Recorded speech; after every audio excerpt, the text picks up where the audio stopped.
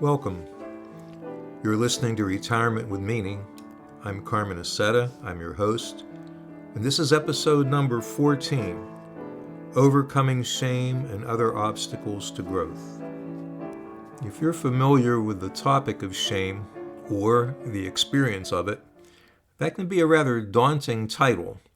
So I want to take a moment to give a preamble. This is from my Facebook post, almost verbatim. I'd been looking at my recent posts, and I saw how all the good and potential in them about the second half of life and your retirement years could be neutralized by what I had missed speaking to, which was shame, which is often called toxic shame. I suddenly realized, as I looked at what we were about in addressing the growth opportunities, the remaking and meaning and purpose, and all the good things that are possible in the second half of life and our retirement years. And being is one of the big ones.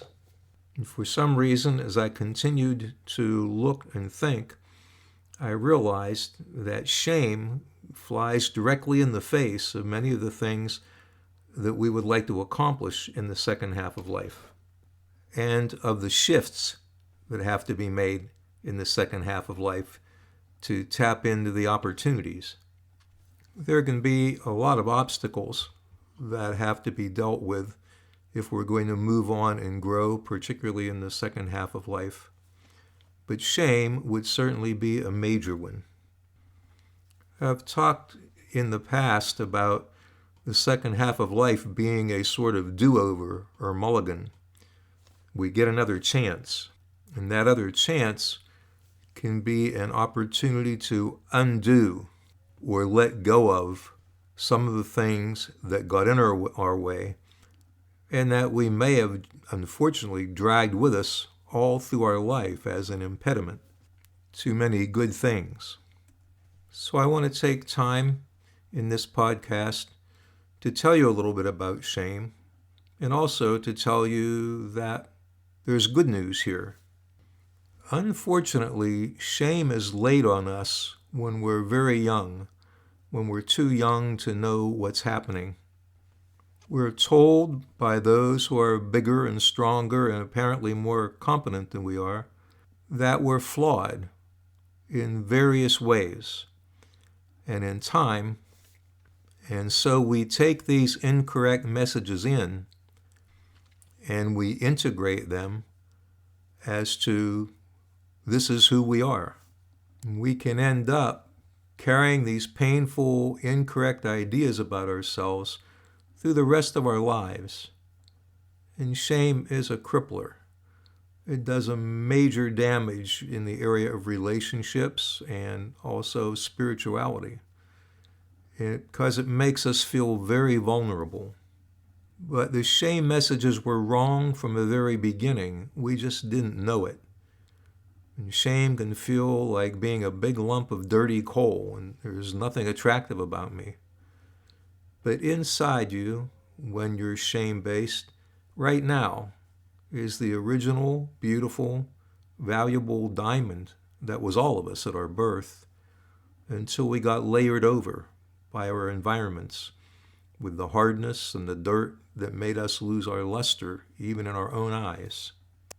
Shame is very painful, but it's also very treatable, and it can bring the same type of release and freedom that recovery from addiction does. In fact, it's hard to find addiction and not find shame with it. And I have to tell you that sometimes just talking about or hearing about shame can trigger a shame attack. I remember years ago I was giving a lecture to the spouses of some of the patients we had in treatment in rehab, and the topic was shame.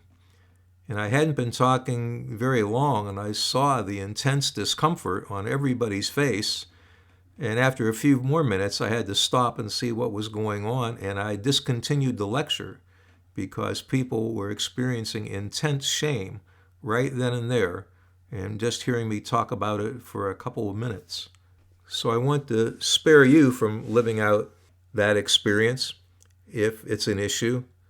and tell you that if you find yourself being triggered and becoming uncomfortable, by all means, just shut off the podcast and perhaps come back to it a little later. Perhaps, listen in segments of an intensity that you can manage. And you might want to consider, having someone around for support either during or after. In other words, do anything you need to take care of yourself. I would want you to get this information if you can take it in, but I wouldn't want you to suffer for it. And you might want to make a decision, consider getting in-person professional help if this is really, really troubling you.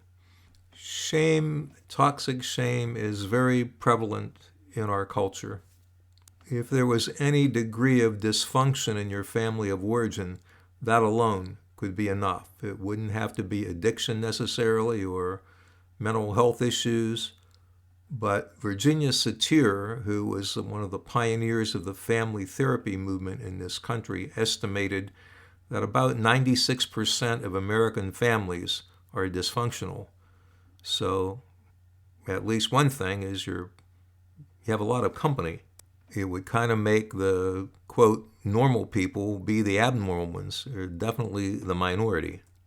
If you've listened to some of my other podcasts or read my shorter posts on Facebook, you've heard me talk about being and doing and how in the second half of life it involves a shift of emphasis from doing to being. Well, shame is an issue of being, and you can see right there how it could be an impediment to our attempting to move from or to emphasize stronger going from doing to being. For a person struggling with shame, that could be a nightmare. And it kind of helps in talking about shame to talk about guilt also, because guilt and shame can be confused, and many people probably never realized there was a difference. A sort of sidearm definition of guilt would be that I made a mistake or I did something wrong.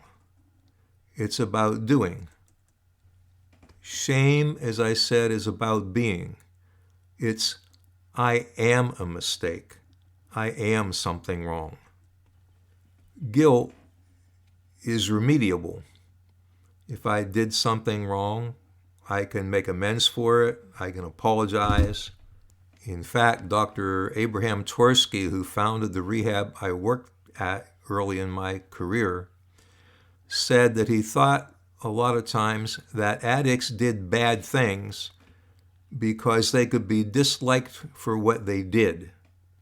And they could, in effect, undo the bad that they did. But a person struggling with shame believes there is nothing that can be done. I'm inherently flawed.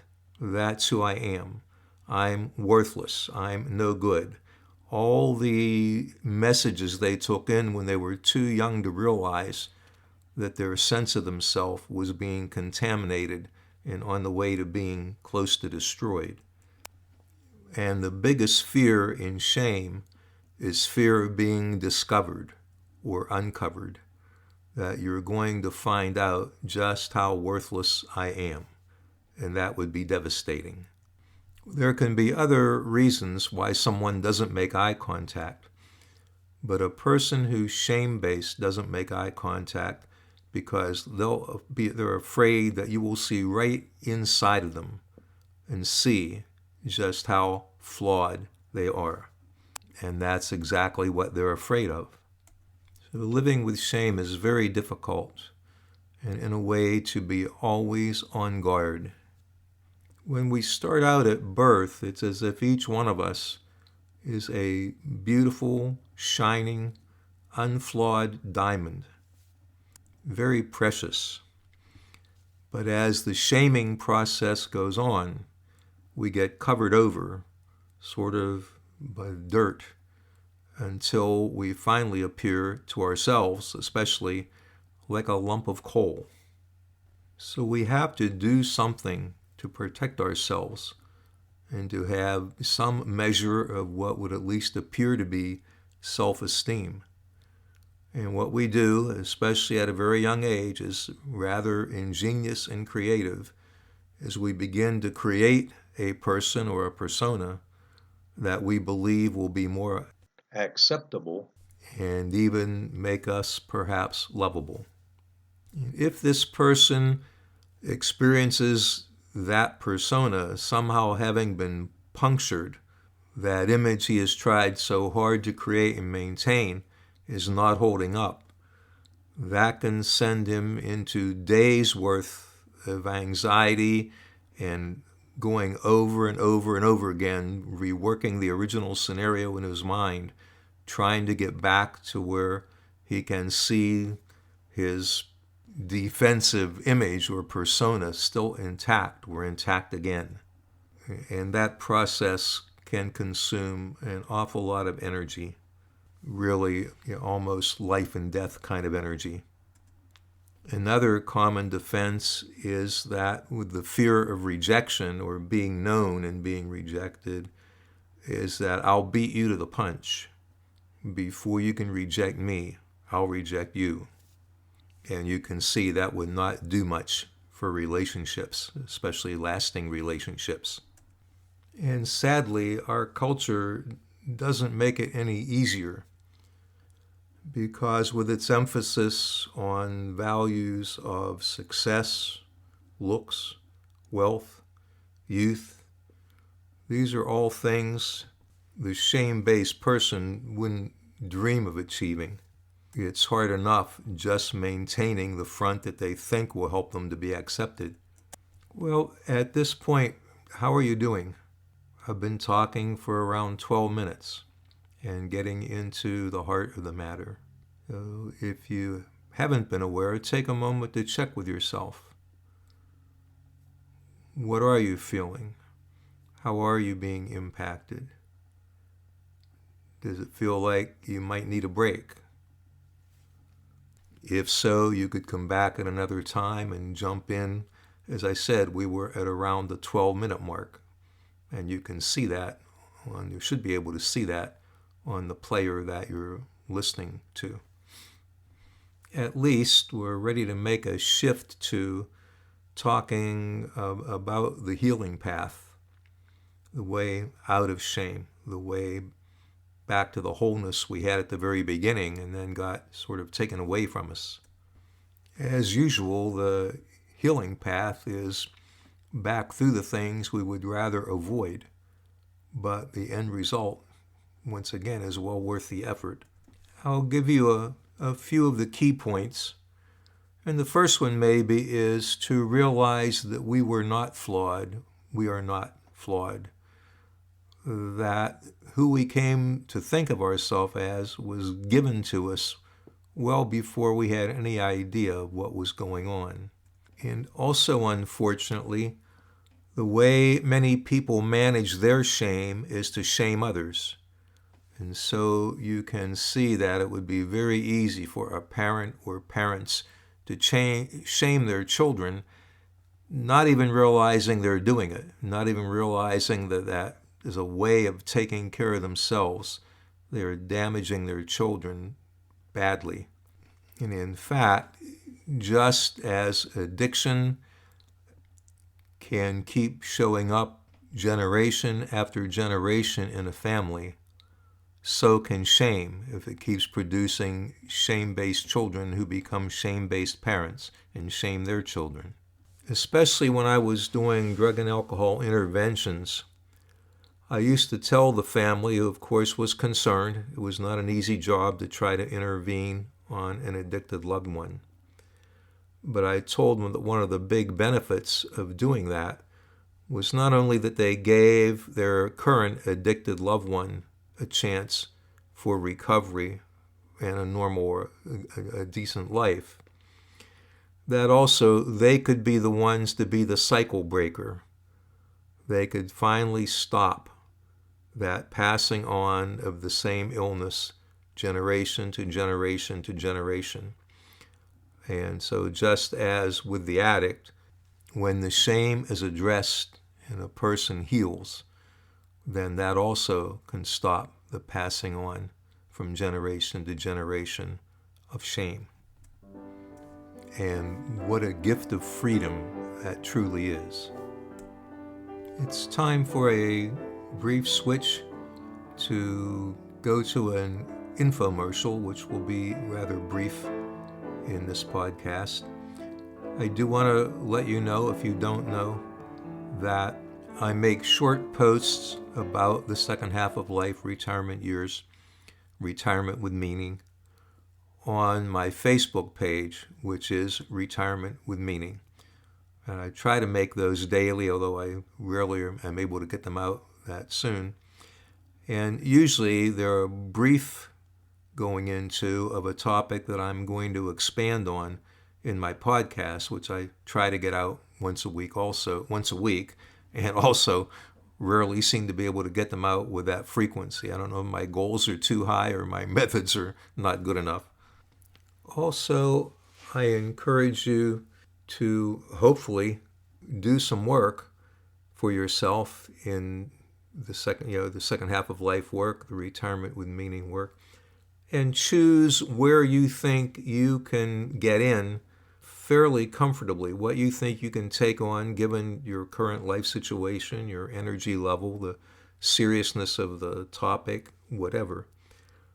But to try to make a start, if not right now, to maybe have as a goal to work up to being able to make a start. And it might not be with shame, which is certainly a pretty heavy-duty topic or a situation to deal with, but somewhere that gets you into the game and starts to open the way for you capitalizing on the opportunities for remaking meaning and purpose and everything else that comes with the second half of life.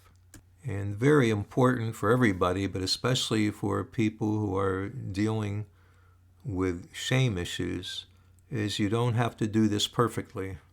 One of the greatest gifts, I believe, that parents and whole families, in fact, can give to children is either spoken or even implied permission that it's all right to make mistakes. In fact, they're welcome. You can learn from them. And you will not lose anybody's love if you stumble once in a while. And if you haven't heard me say so when you were listening to some other podcast, be aware of the very, very great importance of having support. Learning to support yourself better, which you will do as you move out of shame, but also having the support of people who care about you, who want to see your success, you're having a good life, and who will certainly not shoot down your desire for growth and change and a better life.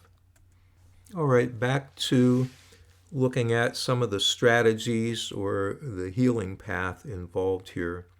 I mentioned that we have to realize that we were not flawed, that those messages were wrong from the very beginning, but we took them in when we were too young to know any differently.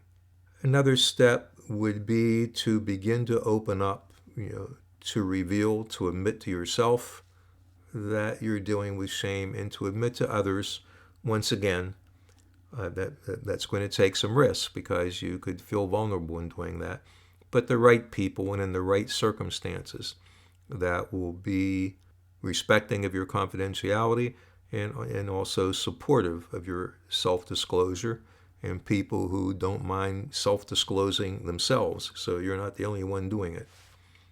If you can locate a support group in your area, so much the better. Another very important step is to take in when you are affirmed or complimented. This can be very hard for people who aren't dealing with shame or addiction or some other big issue, but it was incorrect defamations that helped to bring on the shame base, and now we need something coming from the outside again, only this time it's affirmation and it's accurate. Somewhere along the line, I guess when I was doing addiction treatment, I came to see this taking in the affirmation process. Maybe I had gone to a restaurant and used valet parking And sometimes in those valet parking little cubicles or whatever, there is some kind of a board with hooks in it, and they hang the keys on certain hooks when they come back with your car keys or take them to give to you. So if there is a place for 40 keys, and suppose every little hook has a key on it, it's filled up. Well, that's kind of what the goal is for our internal life, or our life of moving away from shame into wholeness and health and a lot more happiness. You could consider that right now, say your little board of hooks is empty. Either people have not been affirming you or you haven't been letting the affirmations in. So that each time you take in a compliment or some sort of an affirmation, it's like the person has put a key or a little tag onto one of those hooks. And the goal, once again, is to fill them up. If you don't fill them up, you'll remain to some degree, hopefully not completely empty, but not as full as you could be. And also, unfortunately, some time ago in my training, I learned that one zinger can undo 20 compliments. So sometimes someone might say something or do something to you that is devastating and removes 15 of the tags from your board. In that case, it's all the more important to be able to take them in to fill up again. And this can be hard to do, especially if you haven't been doing it most or all of your life. But it's extremely important. Initially, you might just be able to realize, oops, I did it again. That person complimented me and I just brushed it aside, or I didn't take it in.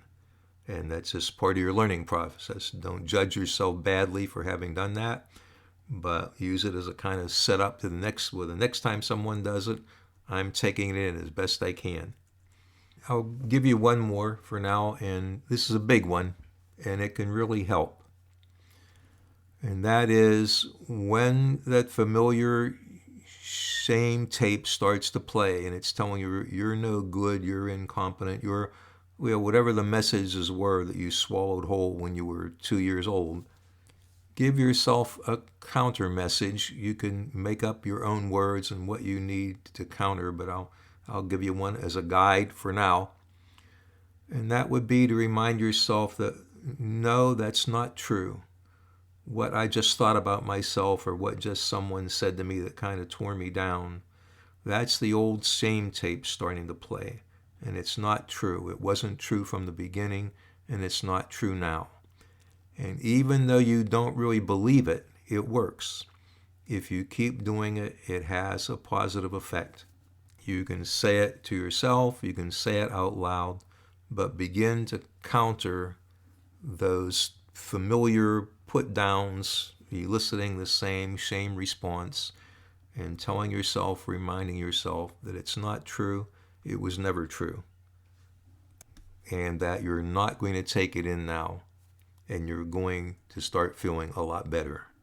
So I encourage you to pick something to start on. It doesn't have to be the hardest thing. It might be one that you're pretty assured of being able to handle, but start somewhere. And don't judge your efforts harshly. Be gentle with yourself and see what happens. So I don't know where you are in your second half of life or where you are regarding retirement or how much you know about second half of life issues.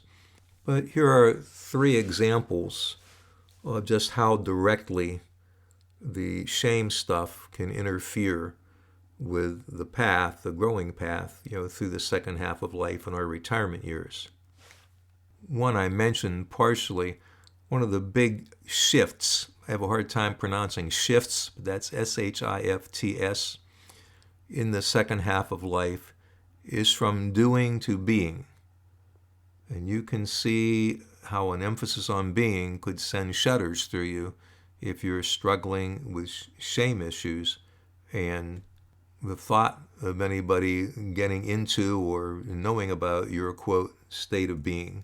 And yet this would be a very important path for you to be on, or a step to take, because If your being remains clouded by shame, by toxic shame, it's going to have a breaking effect, a stopping effect, maybe even a running away from effect of trying to utilize that opportunity in the second half of life. The peak one of which can be to come to know your true self and to accept it. And that can be, a part of that can be knowing parts of ourselves that we're not all that proud of, but that for now, that's as good as it gets. And we may hope to improve it and buff it up some and so on.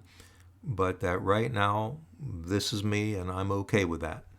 It actually frees us to move on then and do the growing we still want to do.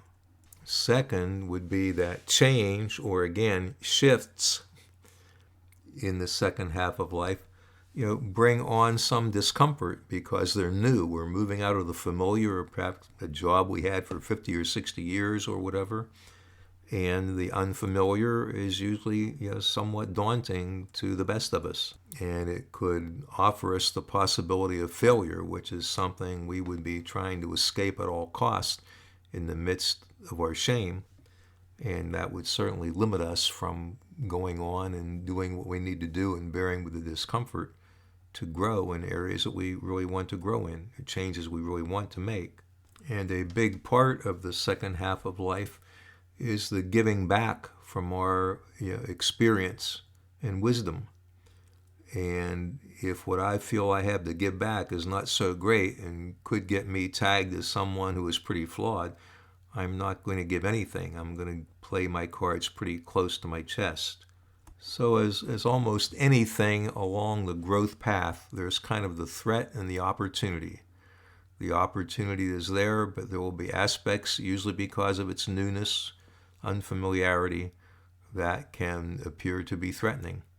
And so I usually recommend to people to do something that there is enough threat in, or enough discomfort, that there's the opportunity for growth, because there's no growth without a feeling of risk. But at the same time, enough safety that you're willing to take the amount of risk you're going to take. If you feel real safe, that's great, but you don't grow. If you feel terrified, then that's not so good either, because you also won't grow. You won't take the risks. So try to find something that fits for you and make it your starting place.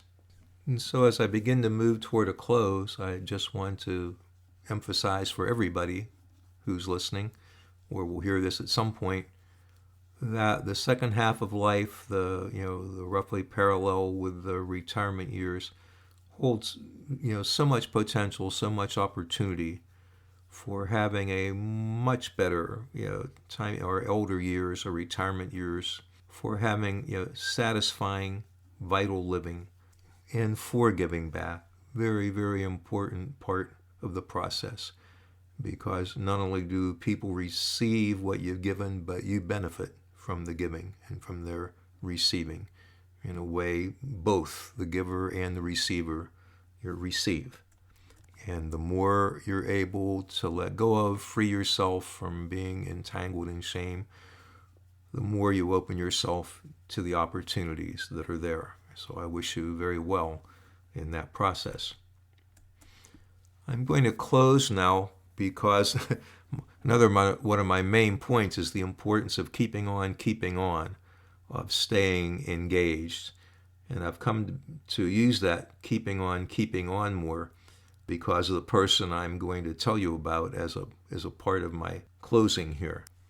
I'll just call her Jo, which is actually my youngest sister's name, because I try to protect my source's anonymity.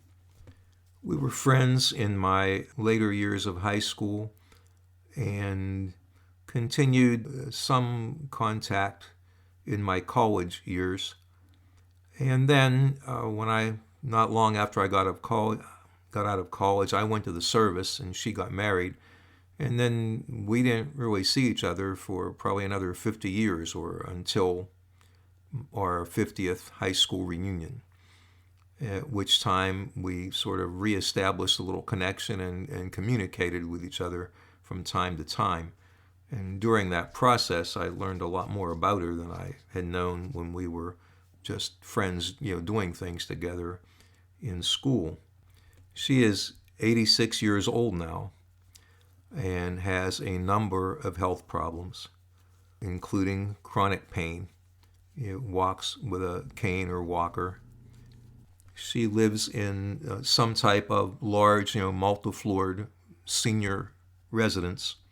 And she has been involved in music all her life. She was in our high school orchestra. She was in a prestigious youth symphony. She was an excellent musician, piano and cello. And still, at her age of 86, 2 times a week she plays at lunch for 3 hours. There are 2 shifts. 1 time a month she does a program with the chaplain. She's a floor rep who kind of welcomes the new residents, and she's a care coordinator when people have some issues or problems. And she also works at the little store that they have right inside the facility, operating the cash register. And she says she stays busy because if she doesn't, she'll just be sitting around waiting to die. And it's interesting that I just noticed that she too, as I was talking about having difficulty taking in compliments, she gets a lot of compliments from the people there. They're very appreciative of her music. I'm sure it's a great help to them and a boost. And I think also she not only gives the music, but she gives of herself. So people are very appreciative, and often compliment her. But she says she still has a very difficult time taking in the compliments. So my final thought for this podcast would be to, as Joe does, to keep on keeping on. Whatever it takes, have support, but stay engaged with life.